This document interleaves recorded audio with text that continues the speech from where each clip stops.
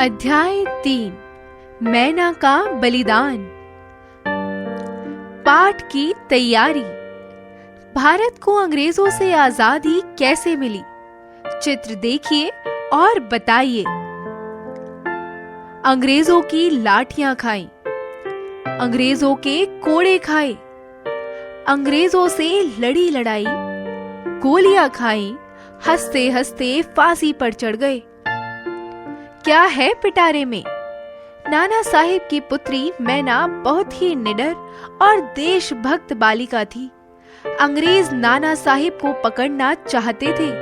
उन्होंने मैना पर खूब सख्ती की, पर उसने अंग्रेजों को नाना साहिब के बारे में कुछ नहीं बताया। अंग्रेजों ने मैना को जिंदा जला दिया। आइए भारत की इस वीरांगना की कहानी पढ़ें। नाना साहब 1857 की आजादी की लड़ाई के प्रमुख नेता थे। मैना उनकी 14 वर्ष की दत्तक पुत्री थी। कानपुर से अंग्रेजों को मार भगाने के बाद क्रांतिकारियों ने नाना साहब को कानपुर का पेशवा बना दिया था। नाना साहब कानपुर की गद्दी पर बैठ चुके थे। अगले दिन क्रांतिकारी नाना के सामने कुछ अंग्रेज स्त्रियों और बच्चों को लेकर आए। क्रांतिकारी उन्हें दंड देना चाहते थे। नाना बोले, यह कायरता है। स्त्रियों और बच्चों के साथ बुरा बर्ताव करना गलत बात है। यह बहादुरी नहीं, कायरता है। इतना कहकर नाना ने उन स्त्रियों और बच्चों को सुरक्षित स्थान पर पहुंचाने की जिम्मेदारी मैना को दे दी। नाना साहब को तो एक जगह बैठना नहीं था, उन्हें तो आजादी की लड़ाई लड़नी थी। इसलिए वे मैना को यह जिम्मेदारी देकर बिठूर की ओर चले गए। इधर स्त्रियों और बच्चों को लेकर मैना गंगा तट पर पहुंची। वहां नाना के एक अनुचर माधव ने उसे बताया कि नाना के जाते ही अंग्रेजों ने कानपुर पर हमला कर दिया है। अंग्रेज भारतीय स्त्रियों और बच्चों के साथ भी बुरा बर्ताव कर रहे हैं। यह सुनकर मैना की आंखों में खून उतर आया। उसने अंग्रेज स्त्रियों और बच्चों को क्रोध भरी निगाहों से देखा, लेकिन उसे पिता की बात याद आ गई। पिता की आज्ञा का पालन करना उसका कर्तव्य था। मैना ने माधव से कहा, मैं इन लोगों को सुरक्षित स्थान पर पहुंचाने जा रही हूँ। जल्दी ही लौट आऊंगी और अत्याचारी अंग्रेजों से गिन गिन कर बदला लूंगी। मैंने अपनी बात पूरी भी नहीं कर पाई थी कि अंग्रेज सिपाहियों की एक टुकड़ी वहां आ पहुंची।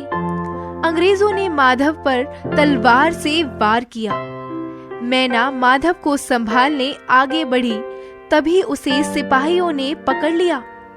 माधव स्वर्ग सिधार गया। अंग्रेजों को पता चल गया था कि मैना नाना साहब की पुत्री है। उन्होंने उससे पिता का पता बता देने के लिए कहा। उसे तरह तरह के लालच दिए, लेकिन मैना ने नाना साहब के बारे में कुछ भी नहीं बताया। मैना मौन खड़ी रही। सिपाहियों ने उसे एक पेड़ से बांध दिया। उसे खूब यातनाएं दी जाने लगी। प्यास के मारे उसका गला सूख रहा था। गले में कांटे से चुभने लगे थे, पर उसने क्रूर अंग्रेजों से पानी मांगना भी अपना अपमान समझा।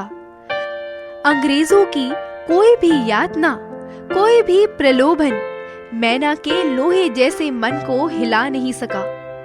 थक कर सिपाहियों ने उसके चारों ओर लकड़ियां जमा कर दी। अब अंग्रेजों ने मैना से कहा, अब भी समय है, तुम अपनी जान बचा सकती हो। नाना साहब का पता हमें बता दो। मैना निडरता से सिपाहियों की आंखों में देख रही थी। उसकी आंखों में क्रांति की चिंगारी थी। वह कुछ ना बोली। अंग्रेजों ने लकड़ियों में आग लगा दी। उन्होंने सोचा कि मैना चीखेगी, चिल्लाएगी और गिड़गिड़ाकर दया की भीख मांगेगी, पर उन्हें निराशा ही हाथ लगी। मैना का चेहरा बलिदान के तेज से जगमगा रहा था। अंग्रेज अधिकारी बोला, अब भी पता बता दो अपने पिता का। तुम्हारी जान बच सकती है। मैना खिलखिलाकर हंस पड़ी।